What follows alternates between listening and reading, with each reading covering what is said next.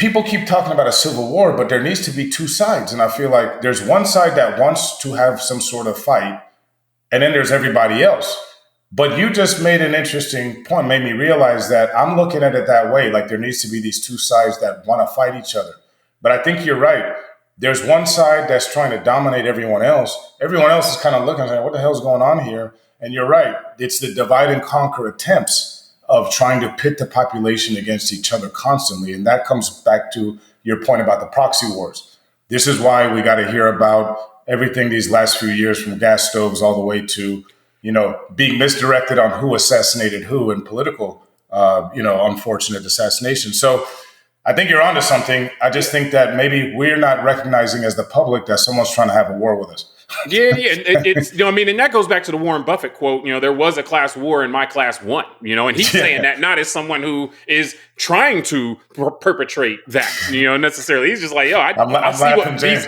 I'm realizing this conversation. I'm just waking up to that. So, he's looking around at his fellow billionaires like, oh, these guys are going to war with everybody else. And so, I mean, I think that you have to look at this from the standpoint also, and to say that the left and right stuff may be a distraction is not to say that it's not to equate. It does seem like there are people who are sensitive to, like, oh, you can make them afraid of immigrants. You can make them afraid of people of different races, DEI, oh, be afraid. Oh, and that they will then go attack people on behest of this wealth class, and then they will serve as the kind of dupes for the wealth class to always, oh, there's a war on Christmas. There's a war on this. And they could get fired up really easily and get their attacks on, you say, like everybody else, allows the status quo to be undermined, And so that to me is like, so we're saying who's going to fight these people that are mad about everything all the time? And it's like, well, maybe those people are the people that are being sicked on the rest of society so that, the wealth class, the oligarch class can run away and enrich themselves. And one of the things you mentioned that I just wanted to touch on a little bit, where you can see these signs, is the idea, like in Russia, for example, where the government still exists there, but instead of providing for systems and structures in order for the society to grow and a baseline for the population and so forth, that to keep people out of the most worst conditions, what the government exists there for is to be a tool for the oligarch class to further enrich themselves. And we see how that kind of strategy is deployed here and so forth. So, yeah, I think that when we see this, we may look at it a certain way and, and not really recognize, and I'm not saying that Ray Dalio meant this, but the examples that he used were economic issues. And we can talk about, how he connects the national debt to this as well. The wealth disparity,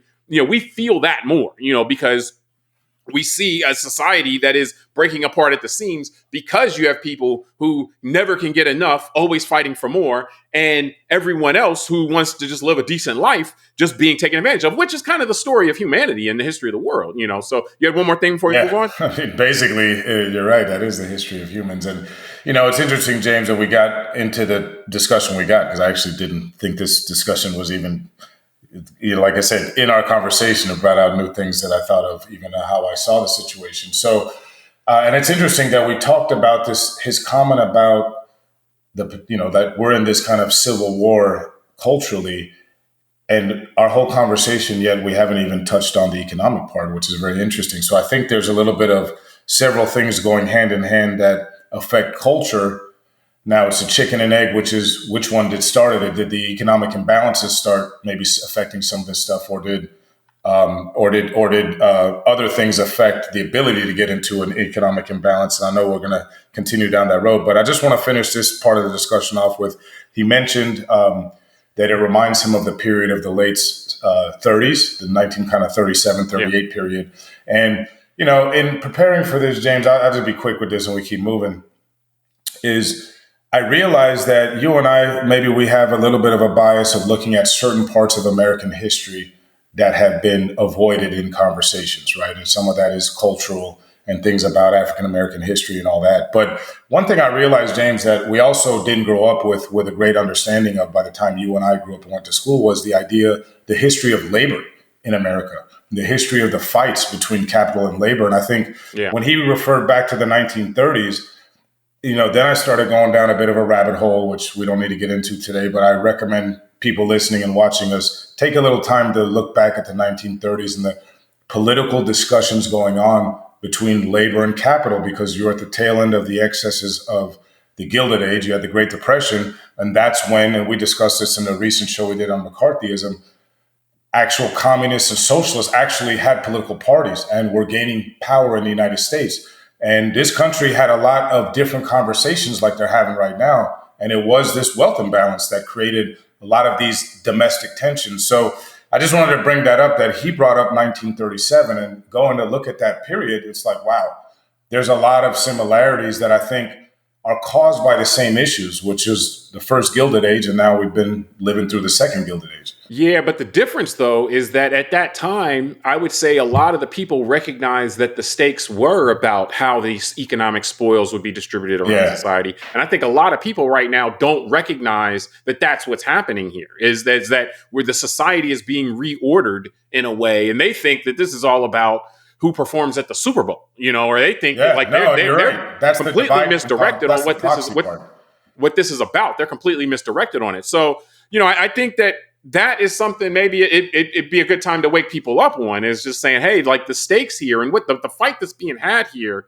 has been for the last 20, 30 years, a very one-sided fight. But now, to Ray Dalio's point, it's been so one-sided that the wealth class, the oligarch class, has won so much over the last 20, 30 years. Now you're starting to threaten the ability of the country to stay together.